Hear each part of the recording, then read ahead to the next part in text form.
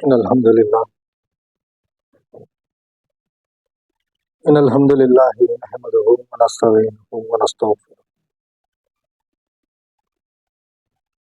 ونعوذ بالله من شرور أنفسنا ومن سيئات أعمالنا من يهده الله فلا مضل له ومن يضلل له فلا هادي له أشهد أن لا إله إلا الله وحده لا شريك له وأشهد أن محمدا عبده ورسوله أما بعد أعوذ بالله من الشيطان الرجيم بسم الله الرحمن الرحيم يا أيها الذين آمنوا اتقوا الله وقولوا قولا سديدا يا أيها الذين آمنوا اتقوا الله حق تقاته ولا تموتون إلا وأنتم مسلمون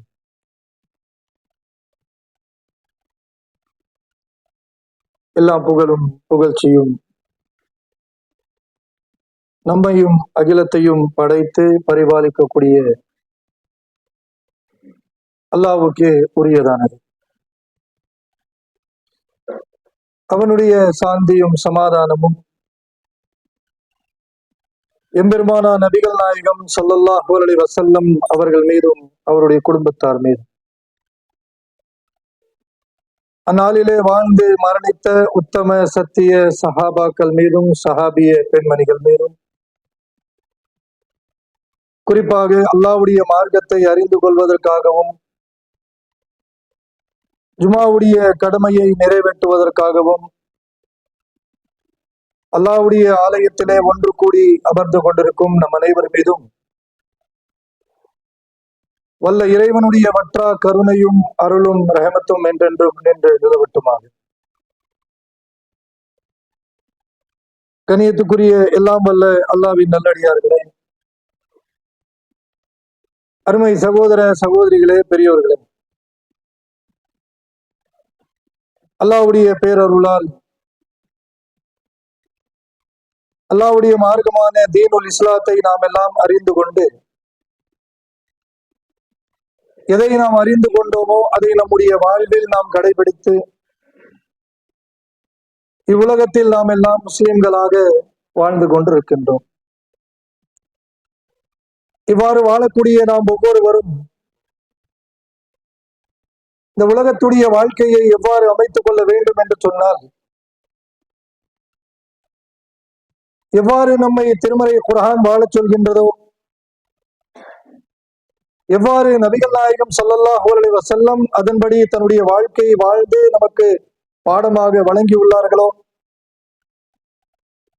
அதன்படிதான் நம்முடைய வாழ்க்கையும் இந்த துனியாவிலே ஒவ்வொருவரும் அமைத்துக் கொள்ள வேண்டும். திருமறை குர்ஆன் சொல்லக்கூடிய வாழ்க்கையை இந்த உலகத்தில் ஒரு மனிதன் அமைத்துக் கொள்ள வேண்டும் என்கின்ற விருப்பத்தோடு நிலையோடு தன்னுடைய வாழ்க்கையில் செயல்படுவான் என்று சொன்னால், அந்த மனிதர்களுக்கு பல்வேறு விதமான இன்னல்களும் சோதனைகளும் பிரச்சனைகளும் உலகத்தில் அதிகரித்துக் கொண்டே இருக்கும். யாரெல்லாம் குர்ஆனையும் நபிகளாரையும் பின்பற்றவில்லையோ அவர்களை அந்த மனிதன் பார்க்கும் பொழுது உலகத்தில் நம்மை விட இந்த மனிதன் சிறப்பான வாழ்க்கையை வாழ்ந்து கொண்டிருக்கிறான், இவன் வாழக்கூடிய இந்த வாழ்க்கையும் கூட நாம் வாழவில்லையே, அல்லாஹ் ரப்பல் ஆலமீன் நம்மை இவ்வளவு சோதிக்கின்றானே என்கின்ற ஒரு தீய எண்ணம் நம்முடைய உள்ளத்தில் வரக்கூடிய அளவிற்கு மனிதனுடைய நிலை மாறிவிடும். உலகத்தில் வாழக்கூடிய பெரும்பான்மையான மக்களுடைய புலம்பலும் அல்லாஹ்விடத்தில் கோரிக்கையும் இதுவாக தான் இருக்கக்கூடிய நிலையில் நாம் பார்க்க முடிகின்றது. அல்லாஹ்வுடைய தூதர் அவர்களும் இதை பற்றி தன்னுடைய உம்மத்துக்கு ஏராளமான உபதேசங்களை எடுத்துரைத்து உள்ளார்கள். எந்த அளவிற்கு என்று சொன்னால், நபிகளாரோடு வாழ்ந்த ஒரு நபி தோழர் சாத் ரலியல்லாஹு என்று சொல்லக்கூடிய ஒரு நபி தோழர் அல்லாஹ்வுடைய தூதரிடத்திலே இதை பற்றியான ஒரு கேள்வியை வைக்கிறார். திருமதி என்று சொல்லக்கூடிய கிதாபிலே பதிவு செய்யப்பட்ட செய்தி. 2398வது செய்தியாக ஹதீஸாக திருமதி கிதாபிலே பதிவு செய்யப்பட்டுள்ளது. ஸஅத் ரலியல்லாஹு அவர்கள் அல்லாஹ்வுடைய தூதர் அவர்களை சந்தித்து கேட்கிறார், அல்லாஹ்வுடைய தூதரே, இந்த உலகத்தில் அல்லாஹ் யாரை அதிகமாக சோதிக்கிறான்? அவருடைய கேள்வி என்ன இருக்குன்னு சொன்ன, யாரையெல்லாம் சோதிக்கிறான் என்று கேட்கவில்லை. அல்லாஹ் யாரை அதிகமாக இந்த உலகத்தில் சோதிக்கிறான்? அல்லாஹ்வுடைய தூதரிடத்தில் இந்த கேள்வி கேட்டவுடன் நபிகளார் சாதவர்களை பார்த்து சொன்னார்கள், அஸ்ஆத்துல் பலாயி அல் அம்பியா. உலகத்தில் அதிகமாக அல்லாஹ் சோதித்தது யாருக்கு என்று சொன்ன, நபிமார்களைத்தான் அல்லாஹ் அதிகமாக சோதித்திருக்கிறான். ரசூலுல்லாஹ் இந்த பதிலை தான் சொல்றாங்க. அதிகமா இந்த உலகத்துல சோதிக்கப்பட்டவர்கள் இறை தூதர்கள் தான். உண்மையிலே யோசிச்சு பாருங்க, உலகத்துடைய இந்த அறிவை வைத்துக் கொண்டு மேலோட்டமாக இந்த செய்தியை நாம் படிப்போம் என்று சொன்னால், அல்லாஹ் ஏன் இறை தூதர்களை சோதிக்க வேண்டும்? இறை தூதர்கள் என்பவர்கள் அல்லாஹ் எப்படி வாழ சொன்னானோ அப்படி வாழ்ந்தவர்கள், எதை சொன்னார்களோ அதை செய்தவர்கள், அல்லாஹ்வுடைய மார்க்கத்தை இந்த உலகத்திற்கு எடுத்துரைத்தவர்கள். இந்த செயலை, இந்த பணியை செய்த இறை தூதர்களுக்கு மற்ற மனிதர்களை விட அதிகமாக அல்லாஹ் சோதிக்க வேண்டிய அவசியம் என்ன? காரணம் என்ன? உலகத்துடைய அறிவை வைத்து மேலோட்டமாக நாம் ஆய்வு செய்வோம் என்று சொன்னால் நம்முடைய அறிவுக்கு இந்த பதில் தான் வரும். இந்த ஒரு கேள்வி தோணும். அல்லாஹ்வுடைய தூதர் அவர்கள் சொன்ன அந்த பதிலை திருமறை குர்ஆனோடு ஒவ்வொரு இறை தூதருடைய வாழ்க்கை வரலாற்றோடு நாம் ஒப்பிட்டு பார்ப்போம் என்று சொன்னால், அல்லாஹ் இந்த உலகத்தில் சோதிப்பது நன்மைக்காக தான் என்று ஒவ்வொருவரும் நாம் புரிந்து கொள்வோம். திருமறை குர்ஆனை எடுத்து பாருங்கள்.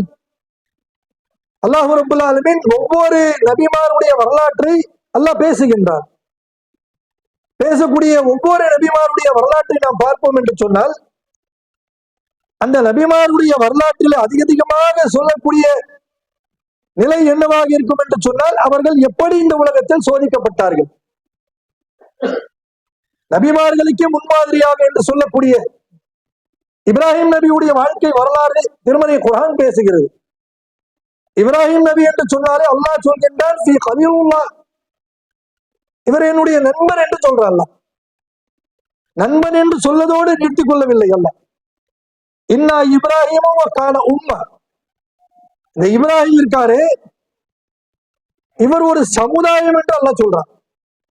ஒரு சமுதாயம் என்று சொல்லணும்னு சொன்னா ஒரு கூட்டத்தை, ஒரு பெரும் மக்கள் கூட்டத்தை, அந்த கூட்டத்தில் உள்ள எல்லா மக்களும் ஒரே கொள்கையில் ஒரே சிந்தனையில் அந்த கொள்கையை பின்பற்றி வாழ்ந்தால் அந்த மக்களை பார்த்து, அந்த கூட்டத்தை பார்த்து அல்லாஹ் சொல்வான், இவர்கள் ஒரு சமுதாயம். ஆனா இப்ராஹிம் நபியுடைய விஷயத்துல எப்படி சொல்ற, இன்னா இப்ராஹிம இன்னா இப்ராஹிம கான உம்ம, இந்த இப்ராஹிம் இருக்காரு, இவர் ஒரு சமுதாயம் என்று அல்லாஹ் சொல்றான்.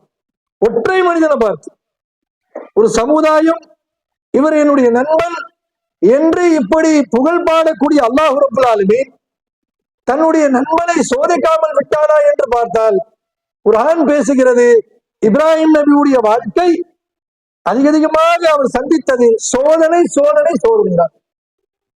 ஒவ்வொரு சோதனைக்கு பிறகு இப்ராஹிம் நபி அவர்கள் பல்வேறு விதமான பாடத்தை கற்றுக்கொண்டார்கள், பல்வேறு விதமான நன்மைகளை பெற்றார்கள். அந்த நன்மைகளையும் அனுபவங்களையும் பெறுவதற்காக அல்லாஹ் ரப்பல் ஆலமீன் சோதித்தான். அந்த சோதனைகளை வழங்கும் பொழுது இப்ராஹிம் நபி மட்டுமல்ல, ஒவ்வொரு இறை தூதரும் யாரிடத்தில் அந்த சோதனைகளை ஒப்படைத்தார்கள், யாரிடத்தில் சரணடைந்தார்கள் என்று கேட்டால், ஒவ்வொரு இறை தூதரும் அல்லாஹ்விடத்தில் ஒப்படைத்தார்கள், அல்லாஹ்விடத்தில் அதிகமாக சரணடைந்தார்கள். உண்மைதானே? ஊர் மக்களிடத்துல போய் பிரச்சாரம் செய்கிறார். ஊர் மக்கள் எல்லாம் இவரை இனி நமக்கு தேவையில்லை, இவரை நெருப்பு குண்டத்தில் தூக்கி வீசி அடித்து சாம்பலாக்கி விடும் என்று இப்ராஹிம் நபி அவர்களுக்கு அந்த செயலை செய்தார்கள். சோதனை தானே. இப்ராஹிம் நபி அவருடைய கண்களுக்கு முன்னால் தீ மூட்டப்படுகின்றது. அந்த நேரத்திலும் எந்த விதமான சமரசம் இல்லை. தீயில தூக்கி போடப்படுகின்றது. மக்கள் மத்தியில எந்த விதமான சமரச பேச்சும் பேசவில்லை. இப்ராஹிம் நபி அவர்கள் அல்லாஹ்விடத்தில் சரணடைந்தார்கள், அல்லாஹ்விடத்தில் உதவி கேட்டார்கள். வந்த சோதனை அல்லாஹ் ரப்பல் ஆலமீன் இலகுவாக்கி விட்டான். சுடக்கூடிய நெருப்பை குளராக்கி விட்டான். இப்ராஹிம் நபி மறுபடியும் உயிர்ப்பிக்கப்பட்டார்கள், மறுபடியும் பிரச்சாரம் செய்தார்கள். இப்படி ஒவ்வொரு நிலை பார்ப்போம் என்று சொன்னால், அல்லாஹ் சோதிக்கும் பொழுது அல்லாஹ்விடத்தில் சரணடையக்கூடிய ஒரு நிலைதான் ஒவ்வொரு இறை தூதரும் செய்திருக்கிறார். நபி மூசா நபி அவர்களை பற்றி அல்லாஹ் பேசுகின்றார். மூசா நபி அவர்களை பற்றி பேசும் பொழுது அவருக்கு கொடுத்த அந்தஸ்து என்ன? அல்லாஹ் ரப்பல் ஆலமீன் கலீமுல்லாஹ் என்று சொல்கின்றார். என்ன அந்தஸ்து? அல்லாஹ்விடத்தில் பேசுவார். அல்லாஹ் பேசக்கூடிய வார்த்தை கேட்டு இவர் பதில் சொல்வார். இவருடைய கேள்வியை கேட்டு அல்லாஹ் பதில் சொல்வான். மூசா நபிக்கு கொடுத்த அந்தஸ்து. இப்படிப்பட்ட அந்தஸ்தை பெற்ற மூசா நபி அவர்களுக்கு அல்லாஹ் சாதாரணமாக லேசான வாழ்க்கை இந்த உலகத்தில் வழங்கினாரா என்று பார்த்தால் கிடையாது. ஃபிரௌன் என்று சொல்லக்கூடிய கொடியவன் வாழக்கூடிய அந்த காலகட்டத்தில் தான் அல்லாஹ் ரப்பல் ஆலமீன் மூசா நபிக்கு இந்த உலகத்தில் அல்லாஹ்வுடைய மார்க்கத்தை சொல்லக்கூடிய இறை தூதராக நியமித்தான். ஃபிரௌன் சாதாரண ஒரு மனுஷனா? நான் தான் அல்லாஹ்னு சொன்னவன், நான் தான் உங்களை படைச்சேன்னு சொன்னவன், உங்களுக்கு உணவு கொடுப்பது நான், உனக்கு உடை கொடுப்பது நான், உனக்கு பிறப்பு கொடுத்தது நான், உன்னுடைய உயிரையும் நான் தான் பறிப்பேன், நான் தான் அல்லாஹ் என்று சொல்லக்கூடியவன். அப்படி சொல்லக்கூடிய அந்த ஃபிரௌன் அவனுக்கு எதிர்த்து மூசா நபி அவர்கள் அல்லாஹ்வுடைய மார்க்கத்தை சொன்னார்கள். அந்த மக்களிடத்தில் லா இலாஹ இல்லல்லாஹ்வை எடுத்து சொன்னார்கள். பல்வேறு விதமான தொல்லைகள், பல்வேறு விதமான அடக்குமுறைகள், பல்வேறு விதமான சோதனைகள். ஒரு கட்டத்தில் அல்லாஹ் ரப்பல் ஆலமீன் மூசா நபிக்கு உத்தரவிடுகின்றார், தன்னுடைய சமுதாய மக்களை அழைத்துக் கொண்டு செல்லுங்கள் என்று சொன்னார். முழு நம்பிக்கை கொண்டு செல்லவில்லை அந்த மனிதர்கள். எப்படி இன்றைக்கு அல்லாஹ்வுடைய தூதர் முகமது நபி அவர்கள் சொன்ன இந்த பிரச்சாரத்தை, இந்த ஏகத்துவத்தை ஏற்றுக்கொண்டு முழு நம்பிக்கையோடு வாழக்கூடிய மக்களாக அல்லாஹ் உருவாக்கினானோ, அன்றைய காலத்தில் அப்படிப்பட்ட மக்களை உருவாக்கவில்லை. மூசா நபிக்கு அவர்களுக்கு பின்னால் இருந்த மக்கள் அவர்களையும் அல்லாஹ்வையும் சந்தேகிக்கக்கூடிய மக்களாக தான் இருந்தார்கள். மூசா நபி அவர்கள் அழைத்து செல்லும் பொழுது பாதை முடிந்துவிட்டு கடல் ஆரம்பிக்கக்கூடிய அந்த நேரத்தில் கடலை பார்த்தவுடனே அந்த மக்கள் எல்லாம் மூசா நபியையும் அல்லாஹ்வையும் ஏச ஆரம்பித்தார்கள். மூசாவே, இப்படி எங்களை மாட்டி விட்டீர்களே, நீங்களும் உங்களுடைய ரப் அல்லாஹ்வும் இப்படி மாட்டி விட்டீர்கள். இதோ கடல் வந்து விட்டது, கடலிலே குதித்தால் நமக்கு மரணம் நிச்சயம், அல்லது கடலிலே குதிக்காமல் வந்த பாதையில் நாம் திரும்பி செல்வோம் என்று சொன்னால் ஃபிரௌனுடைய கூட்டம் வந்து கொண்டிருக்கிறது, அவர்கள் நம்மை கொண்டு விடுவார்கள், மரணம் நிச்சயம், இப்படி மாட்டி விட்டீர்களே. மூசா நபி அவர்கள் புலம்பினார்களா? அந்த நேரத்திலும் அல்லாஹ்விடத்தில் சரண் அல்லாஹ்விடத்தில் சரணடைந்தார்கள், அல்லாஹ்விடத்தில் பிரார்த்தனை கேட்டார்கள். உடனே அல்லாஹ் ரப்பல் ஆலமீன் அவருடைய பிரார்த்தனை ஏற்றுக்கொண்டு கடலையே இரண்டாக பிளந்து பாதை அமைத்து மூசா நபியையும் அவருடைய சமுதாய மக்களையும் அந்த பாதை வழியாக வர வைத்து, அதற்கு பின்னால் ஃபிரௌனுடைய கூட்டத்தை அதே பாதையில் வர வைத்து அந்த ஃபிரௌனுடைய கூட்டத்தை ஒழித்தானா இல்லையா? இப்படி ஒவ்வொரு நபிமாருடைய வரலாறு, சுலைமான் நபியுடைய வரலாற்றை எடுத்து பார்த்தால் சோதனை, யஹ்யா நபியுடைய வரலாற்றை எடுத்து படித்தால் சோதனை. இப்படி எத்தனை எத்தனை நபிமாருடைய வரலாறு திருமறை குர்ஆன் பேசுகின்றதோ அத்துணை வரலாறு படித்தால் அவர்கள் சந்தித்தது அதிகமாக என்னவென்று சொன்னால் சோதனை, சோதனை, சோதனை. இறுதி தூதர், நம் உயிரினும் மேலாக சொல்லக்கூடிய நபிகள் நாயகம் ஸல்லல்லாஹு அலைஹி வஸல்லம் அவருடைய வாழ்க்கை பாருங்கள். இறை தூதுத்துவத்தை பெறுவதற்கு முன்பாக அல்லாஹ்வுடைய தூதர் அவர்கள் மக்கா மாநகரத்திலே குறைஷி மக்கள் மத்தியிலே எப்படிப்பட்ட ஒரு அந்தஸ்தோடு வாழ்ந்தவர். குறைஷி மக்கள் மத்தியிலே ஏதேனும் ஒரு பிரச்சனை, அந்த பிரச்சனைகளுக்கு அவர்கள் தீர்வு காண முடியவில்லை என்று சொன்னால் அந்த குறைஷிகள் யாரை தீர்வு சொல்வதற்கு அழைப்பார்கள் என்று சொன்னால் தூதுத்துவத்தை பெறுவதற்கு முன்பாக அவர்கள் சொல்வார்கள், முஹம்மதை அழைத்து வாருங்கள்.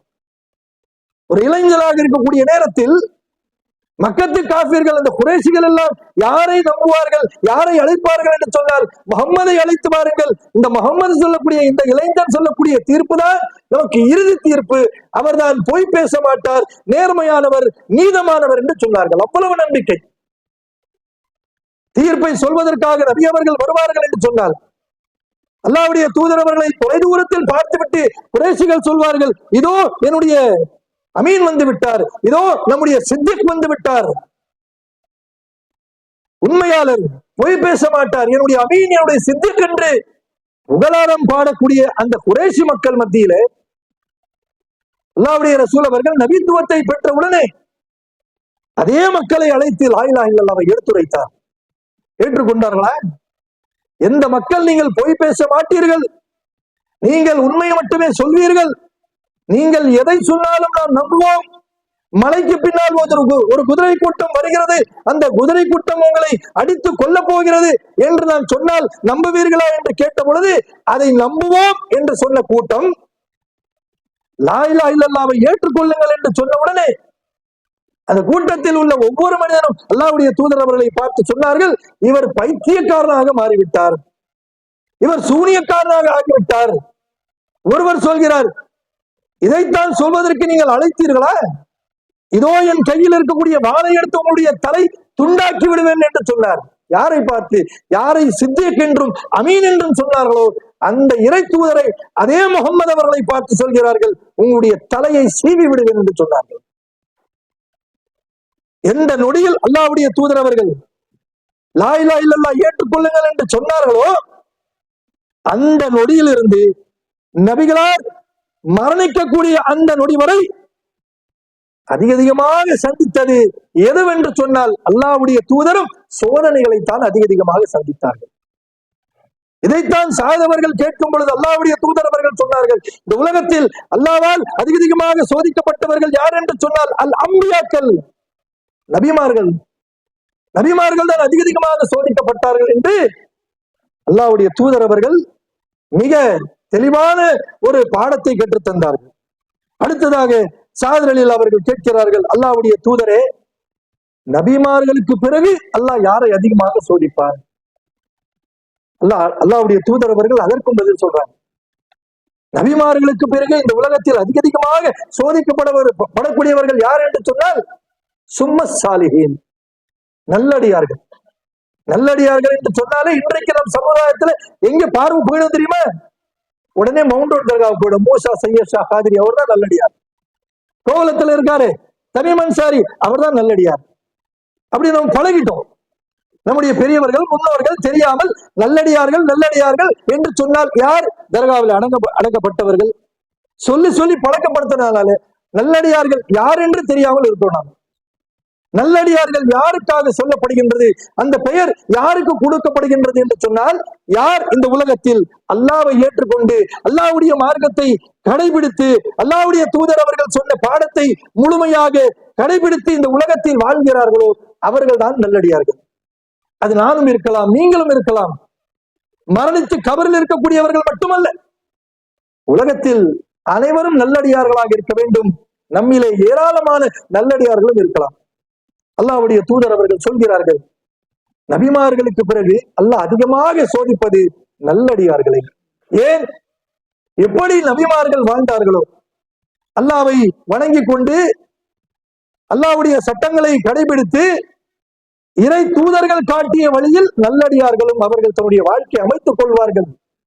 அப்படி வாழக்கூடிய அவர்களுக்கு அல்லாஹ் ரப்பல் ஆலமீன் அதிகமாக அவர்களையும் சோதிப்பான் என்று நபிகள் பெருமானா அவர்கள் சொன்னார்கள். மூன்றாவதாக அல்லாஹ்வுடைய தூதரத்துல சாதர் அலி அவர்கள் கேட்கிறார்கள், அல்லாஹ்வுடைய தூதரே, இறுதியாக கேட்கிறேன், நபிமார்களை அல்லாஹ் சோதிக்கிறான், அவர்களுக்கு பின்னால் நல்லடியார்களை சோதிக்கிறான், அவர்களுக்கு பின்னால் யாரை சோதிப்பான்? சஹாபாக்கள், சஹாபிய பெண்மணிகளை பொறுத்தவரை ஒரு விஷயத்தை அறிந்து கொள்ள வேண்டும் என்று சொன்னால் முழுமையாக தெளிவாக புரிந்து கொள்ள வேண்டும் என்று விரும்புவார்கள். அதை முழுமையாக அறிந்து கொண்டு அதன்படி தன்னுடைய வாழ்க்கையை அமைத்துக் கொள்ள வேண்டும் என்கின்ற ஆர்வம் நபி தோழர்கள் தோழியர்கள் மத்தியில இருந்தது. அந்த ஆர்வத்தோடு தான் ஸஅத் ரலியல்லாஹு அவர்கள் அடுத்தடுத்ததாக கேட்கிறார்கள். இறுதியாக கேட்கும் பொழுது நபிகளார் சொன்னார்கள், நல்லடியார்களுக்கு பிறகு அல்லாஹ் ரப்பல் ஆலமீன் அதிகமாக சோதிப்பான். யாரை என்று சொன்னால் சும்மல் அம்சல் ஃபல் அம்சல். யார் ஒருவர் இந்த உலகத்தில் அல்லாஹ்வுடைய வேதத்தை கடைபிடித்துக் கொண்டு இறை தூதர்கள் சொன்ன போதனைகளை கடைபிடித்து உலகத்தில் அந்த வாழ்க்கை மட்டும்தான் வாழ்வேன் என்கின்ற முயற்சியோடு இந்த உலகத்தில் பல கட்டங்களை தாண்டி அவர்கள், பல சிரமங்களை தாண்டி அவர்கள் வாழ்ந்து கொண்டிருக்கிறார்களோ, அது போன்ற நல்லவர்களையும் அல்லாஹ் இந்த உலகத்தில் அதிகமாக சோதிப்பான். சோதனை எல்லாருக்கும் உண்டு, யாருக்கு இல்லை? இஸ்லாத்தை ஏற்றுக்கொண்டவர்களுக்கும் சோதனை உண்டு, இஸ்லாத்தை ஏற்றுக்கொள்ளாதவர்களுக்கும் சோதனை உண்டு. ஏன்? கடவுளே இல்லை என்று சொல்லக்கூடிய அவர்களுக்கும் இந்த உலகத்தில் சோதனை உண்டு. ஆனால் சோதனையில் வித்தியாசம் இருக்கின்றது. அல்லாஹ் ரப்பல் ஆலமீன் எல்லோரையும் சோதிப்பான். அந்த சோதனைக்கு விடை இந்த உலகத்திலே வழங்கி விடுவான். ஆனால் நல்லடியார்கள், அல்லாஹ்வுக்கு பிடித்தவர்கள், நபிமார்கள் என்று சொன்னால் சற்று கூடுதலாக சோதிப்பான். ஏன் என்று சொன்னால் அவர்கள் அந்த சோதனையை எப்படி கடந்து வருகிறார்கள் என்று அல்லாஹ் அதை வைத்து சோதிக்கிறான். அப்படிப்பட்ட ஒரு நிலையில் தான் அல்லாஹ்வுடைய தூதர் அவர்கள், ஒவ்வொரு மனிதனுக்கும் சோதனை வரும், அந்த சோதனைகள் வந்தால் அது அல்லாஹ்விடத்தில் ஒப்படைத்து விட்டு நீங்கள் அதிகமாக அல்லாஹ்விடத்தில் சரணடைய வேண்டும் என்று சொல்லி நபிகளார் நமக்கு உபதேசம் செய்கிறார்கள். ஆனால் இன்றைக்கு அல்லாஹ் பாதுகாத்த சில மனிதர்களை தவிர பெரும்பான்மையான முஸ்லிம்களுடைய நிலை எப்படி இருக்கின்றது என்று சொன்னால், மகிழ்ச்சியான தருணம் என்று சொன்னால் அல்லாஹ்வுக்கு நன்றி சொல்லக்கூடியவர்களாக. யோசிச்சு பாருங்கள், உலகத்துல அல்லாஹ்விடத்துல கோரிக்கையே எனக்கு வைப்பதற்கு எதுவும் இல்லை என்று சொல்லக்கூடிய மனிதர்கள் உள்ளார்களா? கிடையவே கிடையாது. பல கோடி ரூபாய் வைத்துக் கொண்டிருந்தாலும் அவருக்கு ஏதாச்சும் ஒரு கோரிக்கை இருக்கும். வீடு முழுக்க அவருடைய பிள்ளைகள் இருந்தாலும் அவருக்கும் ஏதாச்சும் ஒரு கோரிக்கை இருக்கும். என்ன ஒரு வாழ்க்கை, நல்ல ஒரு நிம்மதியான வாழ்க்கை என்று நாம் நினைக்கக்கூடிய அளவிற்கு அவர் வாழ்ந்தாலும் அவருக்கும் ஒரு கோரிக்கை இருக்கும். இப்படி அல்லாஹ்விடத்தில் ஒவ்வொரு விதமான கோரிக்கை வைப்பார்கள். யா அல்லாஹ், என்னிடத்துல செல்வம் இல்லை, எனக்கு செல்வம் கொடு ஒருவர் கேட்பார். யா அல்லாஹ், எனக்கு குழந்தை இல்லை, எனக்கு குழந்தை கொடு ஒருத்தர் கேட்பார். ஒருத்தர் கேட்பாரு, எனக்கு செல்வம் இருக்கு, குழந்தையும் இருக்கு, யா அல்லாஹ் என் வாழ்க்கையில நிம்மதி இல்லை, நிம்மதி கொடுப்பாங்க. இப்படி மனிதர்கள் ஒவ்வொன்று கேட்பார்கள். சிலருடைய பிரார்த்தனைகள், சிலருடைய துவாக்கள் அல்லாஹ் ரப்பல் ஆலமீன் உடனடியாக ஏற்றுக்கொள்வான். சிலருடைய பிரார்த்தனைகளை அல்லாஹ் ரப்பல் ஆலமீன் சற்று தாமதமாக அதை எடுத்துக்கொள்வான். அந்த தாமதத்தில் தான் இன்றைக்கு நம் சமுதாய மக்கள் பலரும் பலவீனமாக கூடிய நிலை நாம பார்க்கிறோம். நபிகளார் சொன்னார்களா இல்லையா? அல்லாஹ்வுடைய தூதர் அவர்கள் சொல்கிறார்கள், மனிதர்கள் அல்லாஹ்விடத்தில் கோரிக்கை வைப்பார்கள், அந்த கோரிக்கை அவர்கள் நினைத்தது போல நிறைவேறவில்லை என்று சொன்னால் அவர்கள் அல்லாஹ்விடத்தில் கோரிக்கை வைக்கக்கூடிய அவர்கள் அல்லாஹ்வையே ஏசுவார்கள். எப்படி ஏசுவார்களா? அல்லாஹ்விடத்தில் கேட்டு அல்லாஹ் அவர்கள் நினைத்தது போல அந்த கோரிக்கை ஏற்றுக்கொள்ளவில்லை என்று சொன்ன அல்லாஹ்வை பார்த்து சொல்வாங்களா, ரப்பி அஹனன், என் இறைவன் என்னை இழிவுபடுத்தி விட்டான், என்னை சங்கைப்படுத்தி விட்டான். ஏன்? நான் செல்வத்தை கேட்கிறேன், அல்லாஹ் எனக்கு செல்வத்தை தரவில்லை, ஐவேளை தொழுகிறேன், அல்லாஹ்வுடைய சட்டங்களை கடைபிடிக்கின்றேன், நோன்பு வைக்கிறேன், இப்படிப்பட்ட எனக்கு என்னுடைய பிரார்த்தனை அல்லாஹ் எடுத்துக்கொள்ளாமல் எனக்கு செல்வத்தை கொடுக்கவில்லை, நான் கேட்ட பிள்ளையை தரவில்லை, நான் கேட்ட நிம்மதியை தரவில்லை. அதோ என்னோடு வாழக்கூடிய இவர் தொழமாட்டார், அல்லாஹ்வுடைய சட்டங்களை கடைபிடிக்க மாட்டார், அல்லாஹ்வுடைய மார்க்கத்தை கடைபிடிக்க மாட்டார், ஆனால் இவரிடத்துல செல்வம் இருக்கின்றது, இவரிடத்துல பிள்ளைகள் இருக்கிறது, இவர் நிம்மதியாக இருக்கிறார், இப்படிப்பட்ட வாழ்க்கை அவருக்கு கொடுத்து விட்டு ரப்பி அஹனன், என்னுடைய இறைவன் என்னை சங்கைப்படுத்தி விட்டான் என்று அடியார்கள் சொல்வார்கள் என்று சொல்லி அல்லாஹ்வுடைய தூதர் அவர்கள் சொல்லக்கூடிய அந்த நிலை இன்றைக்கு நம் மத்தியில் இருக்கக்கூடிய அல்லாஹ் பாதுகாத்த சில மனிதர்களை தவிர பெரும்பான்மையான மனிதனுடைய புலம்பல் இதுவாக இருக்கின்றது. இந்த புலம்பலுக்கு பின்னால் என்ன மறந்து விடுகிறார்கள் என்று சொன்னால், அல்லாஹ் நம்மை சோதிக்கின்றானே, இதன் மூலமாக நமக்கு நன்மை தருவானே, நன்மை பெற வேண்டிய அந்த நிலைக்கு நாம் தள்ளப்பட வேண்டும், அல்லாஹ்விடத்திலே நாம் சரணடைய வேண்டும், இந்த சோதனை அல்லாஹ் எனக்கு தருகின்றான், அந்த சோதனை கொடுத்து அல்லாஹ்விடத்திலே இந்த சோதனைகளை ஒப்படைத்து விட்டு நான் முழுமையாக சரணடைய வேண்டும் என்கின்ற எண்ணம் பெரும்பான்மையான மக்களுக்கு இல்லாமல் போய்விட்டது. அன்புக்குரியவர்களே, உலகத்தில் நமக்கு பிரச்சனைகள், சோதனைகள் வரும் பொழுது நாம் உலகத்தை நோக்கி சென்று விடக்கூடாது. நம்மோடு இருக்கக்கூடியவர்கள் நமக்கு உதவி செய்வார்கள் என்கின்ற நம்பிக்கை நம்மிடத்தில் இருக்கக்கூடாது. நாம் எதை நோக்கி செல்ல வேண்டும், யார் மீது நம்பிக்கை வைக்க வேண்டும் என்று சொன்னால், அல்லாஹ் என்னை சோதிக்கின்றான், இந்த சோதனையிலிருந்து எனக்கு ஒரு விடிவையும் அல்லாஹ் கொடுப்பான், நான் அதிகமாக அல்லாஹ்வை வணங்குவேன். ஐவேளை பரலாத தொழுகை மட்டும் தொழக்கூடியவனாக இருக்கிறேன், அல்லாஹ் என்னை சோதிக்கிறான், இனி வரக்கூடிய ஒவ்வொரு தொழுகைக்கு பிறகு சொல்லத்தான நஃபீலான உபரியான அனைத்து தொழுகையும் தொழுவேன். ஒவ்வொரு நேரத்திலும் அல்லாஹ்வுடைய ஆலயத்திலே அதிகமாக நேரத்தை கொடுத்து அமர்ந்து அல்லாஹ்வுக்கு அதிகமாக சிக்கர்களை செய்வேன். அல்லாஹ் அதன் மூலமாக எனக்கு நன்மை தருவான், சோதனையிலிருந்து எனக்கு ஒரு விடுதலை தருவான் என்கின்ற நம்பிக்கை ஒரு மோமினிடத்தில் இருக்க வேண்டும். லா இலாஹ இல்லல்லாஹ்வை ஏற்றுக்கொண்டு ஒவ்வொரு ஆண் பெண்ணிடத்தில் இருக்க வேண்டும். அவர் உதவி செய்வார், இவர் உதவி செய்வார் என்று நாம் நினைப்போம் என்று சொன்னால் நிச்சயமாக நமக்கு தோல்வி இந்த உலகத்திலும் நாளை மறுமையிலும் என்பதை நாம் ஒவ்வொருவரும் புரிந்து கொள்ள வேண்டும். அல்லாஹ்வுடைய தூதர் அவர்கள் இதைத்தான் நமக்கு பாடமாக எடுத்துரைத்தார்கள் என்பதை புரிந்து கொண்டு வரக்கூடிய காலங்களில் நமக்கு எந்த ஒரு கஷ்டங்கள் சோதனைகள் வந்தாலும் அல்லாஹ்விடத்திலே ஒப்படைத்து, எப்படி நபிமார்கள் அல்லாஹ்விடத்திலே சரணடைந்து அல்லாஹ்விடத்திலே பிரார்த்தனைகள் கேட்டார்களோ அது போன்ற ஒரு நிலை நம்முடைய வாழ்விலும் நாம் ஏற்படுத்தி கொண்டு அந்த நிலைக்கு பின்னால் அல்லாஹ் ரப்பல் ஆலமீன் தரக்கூடிய நன்மைகளை பெறக்கூடிய நன்மக்களாக வல்ல இறைவன் உங்களையும் என்னையும் ஆக்கி வைப்பானாக என்று கூறி என்னுடைய அந்த முதல் உரையை நிறைவு செய்கிறேன். அஸ்ஸலாமு அலைக்கும் வரஹ்மத்துல்லாஹி வபரகாத்துஹு.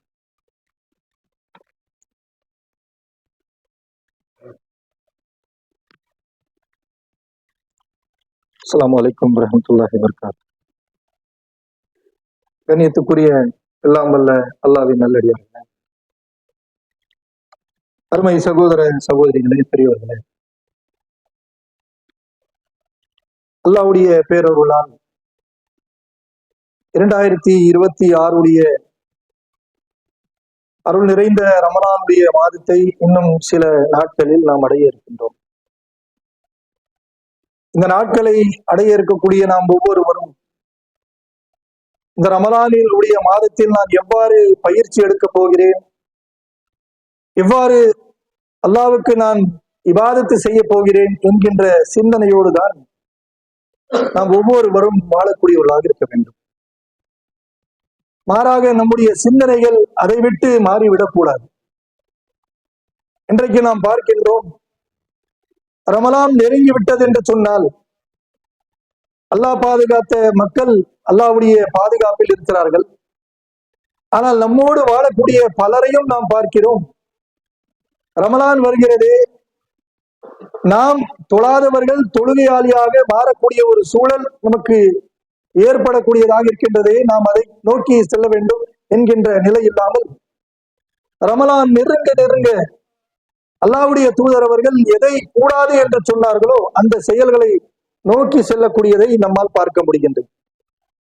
நபிகள் நாயகம் ஸல்லல்லாஹு அலைஹி வஸல்லம் அவர்கள் தன்னுடைய வாழ்நாளிலே அல்லாஹ்விடத்தில் அதிகமாக பிரார்த்தனையாக கோரிக்கை வைத்த எந்த அளவிற்கு என்று சொன்னால், மரணிக்கக்கூடிய அந்த தருவாயிலும் அல்லாஹ்வுடைய தூதர் அவர்கள் இந்த கோரிக்கை பிரார்த்தனையாக வைத்தார்கள்.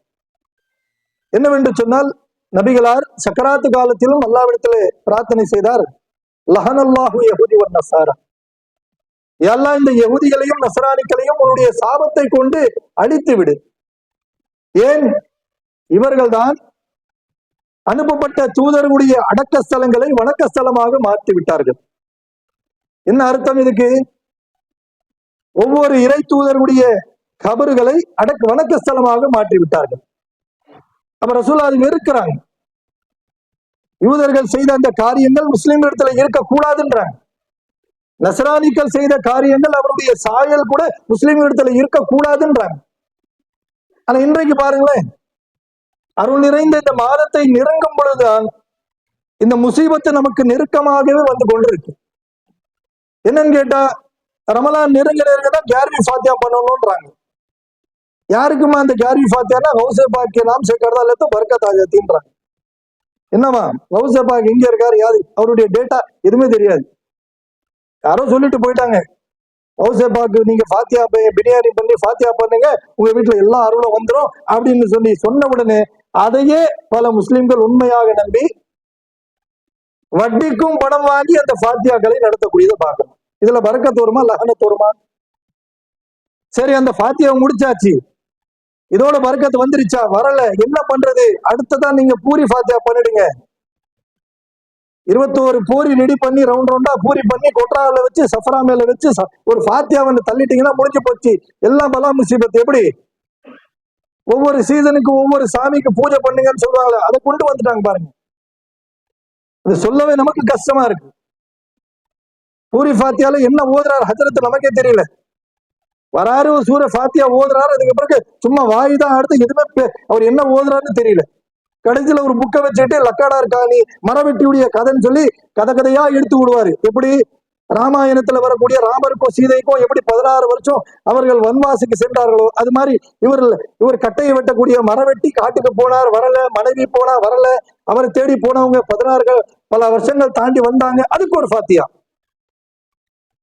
அப்ப நாம செய்யவில்லை என்று சொன்னாலும் நம்மை சுற்றி இந்த மக்கள் செய்து கொண்டிருக்கிறாங்க. உண்மைதானே? அல்லாஹ்வுடைய பாதுகாப்பில் இருக்கக்கூடிய மக்கள், ஏகத்துவத்தை ஏற்றுக்கொண்ட பல மக்கள் தான் நீங்க அமர்ந்து கொண்டிருக்கிறீங்க. உங்களுக்கு சொல்றோமோ இல்லையோ, நம்மை சுற்றி இருக்கக்கூடிய இந்த ட்ரிபிளிகேன், ஐசோஸ், ஜாம்பஜாரு இதெல்லாம் பாத்தீங்கன்னா கோட்டை. நம்ம சொல்லும் போது தவறா தெரியும், உண்மையிலே கோட்டை. எல்லாத்துக்கும் கோட்டை தான். மீலாது நபியா பலாம் முசீபத் இங்கதான். துப்பாக்கி சூடும் இங்கதான் நடக்கும், ஜூஸும் இங்கதான் கொடுப்பாங்க. மீலாது நபிக்கு எல்லாமே இங்க நடக்கும். மொஹரம் வந்துருச்சா சென்னையில எங்கே இருக்காது. ஒரு பஞ்சாவை முடிச்சு அப்படியே மாப்பிள்ள மாதிரி அந்த பூலி அலங்காரம் பண்ணக்கூடிய காட்சி ட்ரிபிளிகேன் ஜான்ஜான் ரோடு. அதை தவிர வேற எதுவுமே கிடையாது. ஹைகோர்ட்ல இருந்து பஞ்சாப் வந்துடும். நைட்டு 12 மணிக்கு 1 மணிக்கு குடும்பத்தோடு இங்க இருந்து கிளம்பி 50 கிலோமீட்டர்ல வருவாங்க. எல்லா முசீபத்தும் இங்கதான் இருக்குவாங்க. அப்ப நமக்கு என்ன கடமையாக இருக்குன்னு சொன்னா, இத்தகைய முசீபத்தோடு வாழக்கூடிய பகுதியில் நாம் இருக்கின்றோம் என்று சொன்னால் அந்த மக்களுக்கு அதிகமாக பிரச்சாரம் செய்யக்கூடிய கடமை நமக்கு இருக்கு. நம்ம நம்முடைய அண்டை விட்டா பக்கத்து வீட்டுக்காரன் அவன் தர்காவுக்கு போறான் சொன்னா என் மீது கோவப்படுவான். கோவப்படட்டும். ரசூலா கோவப்படுவாங்க. நான் சொல்லக்கூடாதுன்னு நினைச்சிருந்தா இஸ்லாம் இவ்வளவு வளர்ந்திருக்குமா? தாயிஃப் நகரத்துல போய் சொன்னார்கள், கேட்கவில்லை. சொன்னார்கள், கேட்கவில்லை. ஒரு கட்டத்தில் மாணவர்களை வைத்து, குழந்தைகளை வைத்து அல்லாஹ்வுடைய தூதரை தாக்கினார்கள். அப்படிப்பட்ட நிலையிலும் அல்லாஹ்வுடைய தூதர் அவர்களுக்கு மார்க்கத்தை எடுத்து சொன்னார்கள். அப்ப சொல்ல வேண்டிய கடமை நமக்கு இருக்கு.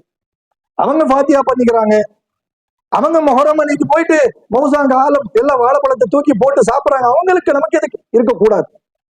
ஒரு முஸ்லிம் என்று சொன்னால், ஏகத்துவத்தை அறிந்து கொண்டோம் என்று சொன்னால், அவர்கள் வழிகட்டில் இருக்கக்கூடிய ஒவ்வொரு மனிதருக்கும் இதை சொல்லக்கூடிய கடமை நமக்கு இருக்கின்றது.